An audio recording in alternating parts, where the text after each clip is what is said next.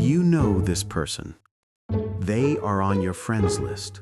Their profile picture is 3 years old. Maybe it's a landscape. Maybe it's a generic icon. They are active. You see the green dot. They watch your stories, sometimes within minutes of you posting them. They see your vacation photos. They read your rants about work. They see your engagement announcement, your new car, your picture of a salad. They scroll, and they scroll, and they scroll. But they never post. Their feed is a ghost town, a digital tundra. No life updates, no pictures of their food, no memes, no opinions, no check-ins at the airport. They are the silent member of the group chat, the one who read the message but never replied. In a world that screams share, document, prove, they are the silent ones, the digital observers, the ghosts in the machine, the lurkers. And the great and unspoken question of our digital age is, why? We live in an age of performance.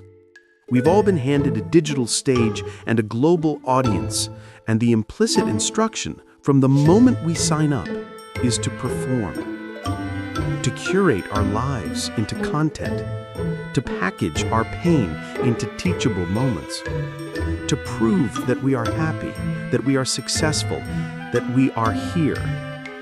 The core psychological contract of social media has become, I post, therefore, I am.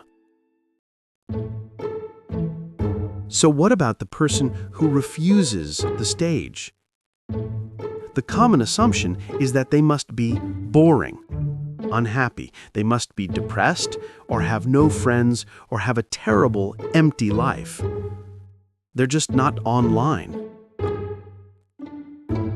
But for a psychologist, this is one of the most fascinating and misunderstood phenomena of the 21st century, because the truth, almost always, is the exact opposite.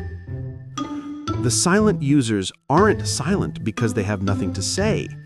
They are often silent because they have too much to say, and they understand better than anyone that the digital stage is not the right place or the safe place to say it. Their silence isn't emptiness. It's weight. It's deliberation. It's a complex psychological fortress. And to understand it, you have to look past their empty feed and into the deep, complex, and often brilliant mind of the silent observer. The first and most powerful reason is not a fear of strangers. It is a profound and entirely rational fear of judgment. When you post something online, you are not just sharing a moment with your close friends. You are stepping into a digital arena. You are handing a piece of your authentic self over to a faceless, unpredictable crowd. And that crowd, you are acutely aware, includes your boss, your future employer, your critical aunt, your high school bully, your ex-partner, and that one person you barely know who seems to hate everything. This is a core psychological concept known as the panopticon effect. It's a theory based on a prison design where a single watchtower can see every inmate, but the inmates never know when they are being watched. The result? They begin to police their own behavior at all times. Social media is a digital panopticon. You are aware that you could be watched, judged, and evaluated by anyone at any time, so you begin to self-censor. The active poster thinks, my friends will love this. The silent poster thinks, my colleague will see this and think I'm not working hard. My friend who is struggling to get pregnant will see my baby photo and feel pain. My other friend will think I'm bragging about my vacation. That one person will take this joke the wrong way. They are playing a high-level game of emotional and social chess, and they are playing it 10 moves ahead. They understand something that many posters ignore. On the internet, context collapses. In the real world, you are a different person to your mother, your partner, your boss, and your best friend. You have different selves. Social media forces all of these selves into one flat, public-facing profile. The joke you'd make with your best friend is not the one you'd make with your boss. But on social media, they are both in the audience. The silent user sees this context collapse and freezes. They understand that their words will be stripped of their tone, their intention, their facial expressions, and their human nuance. A moment of vulnerability can be screenshotted, saved, and reinterpreted for years.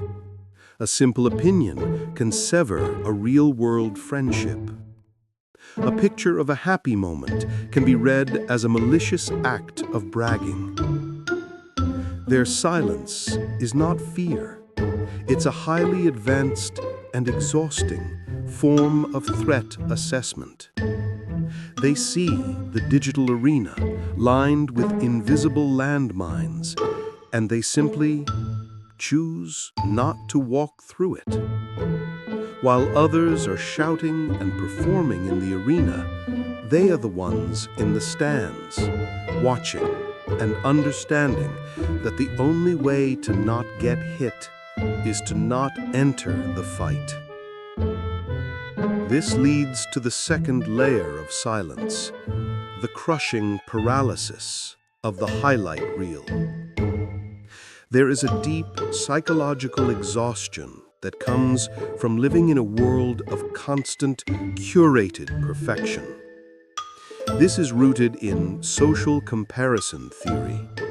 For all of human history, we have been neurologically wired to compare ourselves to others in our immediate tribe to figure out our place in the world. It's a normal, adaptive human behavior.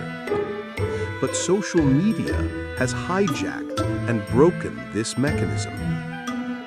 You are no longer comparing your real, unfiltered life to your neighbor's real, unfiltered life.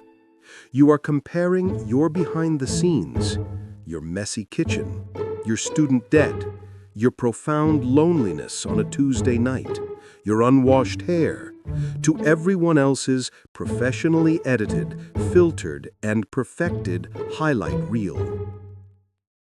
The silent user feels this gap more acutely, more painfully than anyone else.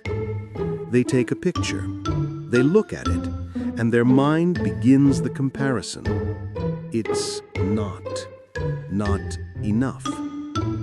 It's not as beautiful as that influencer's trip to Bali. It's not as funny as that viral meme. Their promotion isn't as impressive as their friend's new startup, which was announced with a professional graphic. Their simple, quiet weekend at home looks pathetic next to the 30-second montage of parties, brunches, and hikes. This creates a perfection paralysis. The bar for posting has become so impossibly high that, for many, the safest and most logical option is to not even try.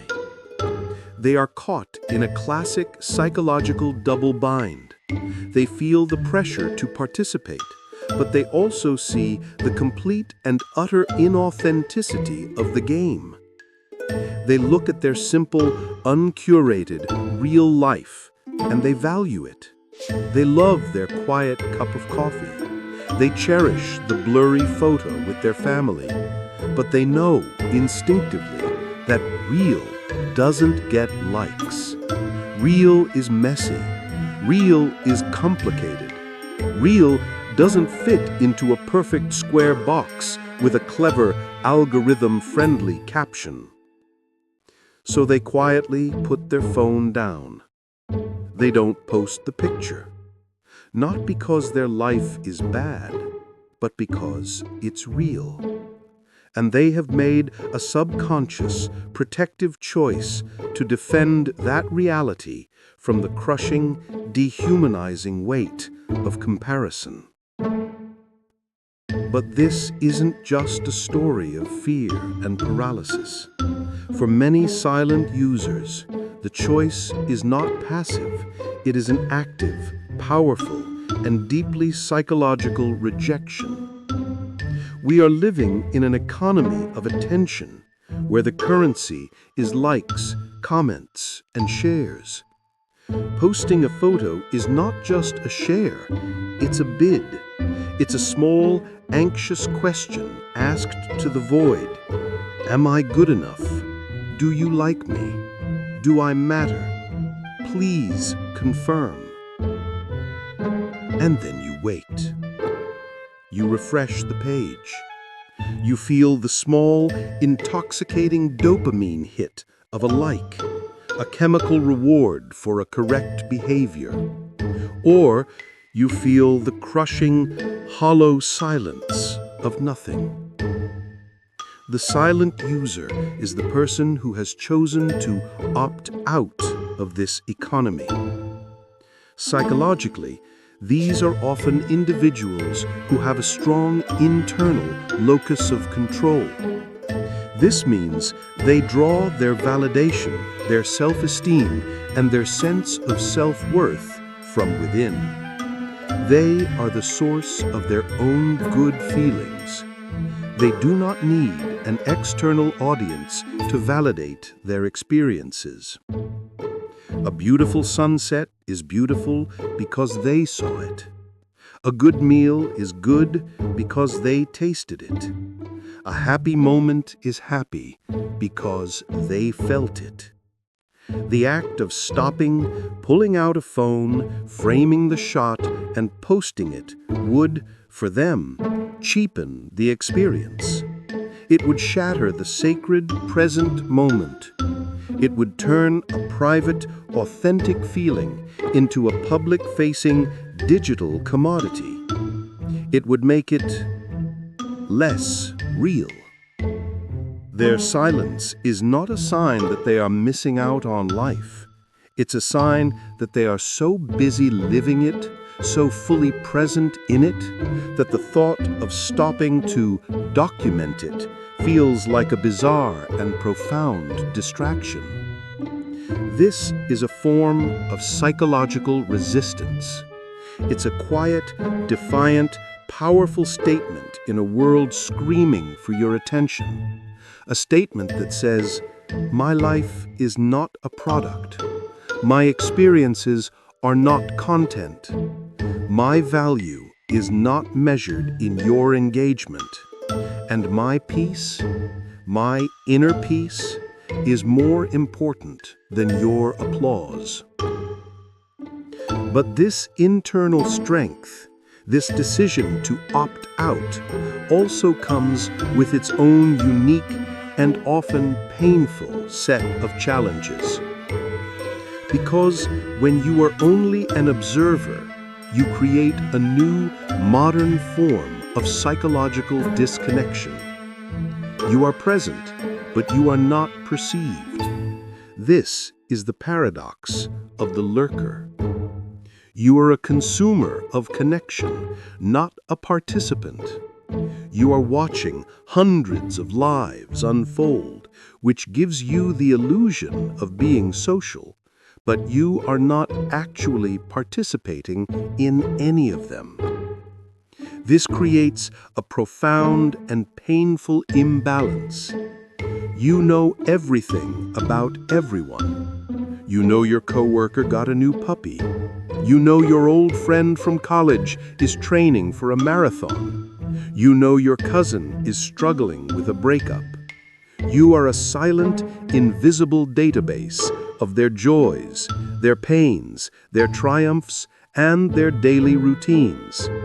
But But them? They know nothing about you. You have given them no new information. You have offered no part of yourself for them to connect with. And so, over time, the phone stops ringing. The text messages slow down. People, understandably, stop reaching out because your silence is, unfortunately, interpreted as disinterest. This is the great loneliness of the one-way mirror. You can see out, but no one can see in. You feel like a ghost in the machine, haunting the digital hallways of your own life. This isolation can be just as damaging as the anxiety of oversharing, just in a quieter, slower burning way. It reinforces a deep, painful narrative in your head. I am separate from. I am not a part of. You are the audience, but you are never, ever on the stage. And this leads to a This deleted post phenomenon is the silent user's most common form of interaction. It is a constant, heartbreaking, aborted attempt at connection. They do this over and over and over again until eventually it's just easier to stop trying. The exhaustion of almost sharing, of almost connecting, of almost being seen becomes too much, and their silence becomes a habit, a scar, a fortress wall. So where does this silent observer, this complex, brilliant person who is at once a wise strategist, a self-possessed monk, a lonely ghost, and an exhausted artist? They are left in the quiet, in the margins, as the keepers of privacy in an age of radical, compulsory overexposure. They are the ones who are, perhaps, saving their true selves, their realest thoughts, and their deepest feelings for the real, tangible, face-to-face world. But here is the great, final, and most profound irony of all. The entire multi-trillion-dollar attention economy is built on their backs. An arena with only performers and no audience is not an arena. It is just a chaotic, empty room of people screaming at each other. The system doesn't work without an audience. The platform needs them. It is desperate for them. The silent users, the lurkers, the non-posters, they are the audience. Their quiet, steady, invisible consumption is the product. Their attention is what is being packaged and sold to advertisers. Their silent scrolling, their invisible data trail is what powers the very platform that the posters are using for their validation. The person who posts gets the likes. The company gets the data, but the silent lurker, they are the true, priceless currency. So, if you are one of these silent observers, know this: you are not a flaw in the system. You are the system. Your refusal to post is not a sign of absence. It is not a sign of a boring life. It is not a sign of weakness. It is in many ways the ultimate sign of power. It is the power to choose, the power to protect, the power to understand that your life is not a performance to be judged, but an experience to be lived. Lived in the real, messy, complicated, beautiful, and unpostable present. And in a world that is doing everything it can, every single second, to commodify your reality, to take your inner peace and sell it for parts, the most radical, psychological, and powerful act of rebellion might just be to say nothing at all. The real question is not, why don't you post? The real question is, in a world that is trying to take everything from you, what have you, wisely and bravely, decided to keep just for yourself?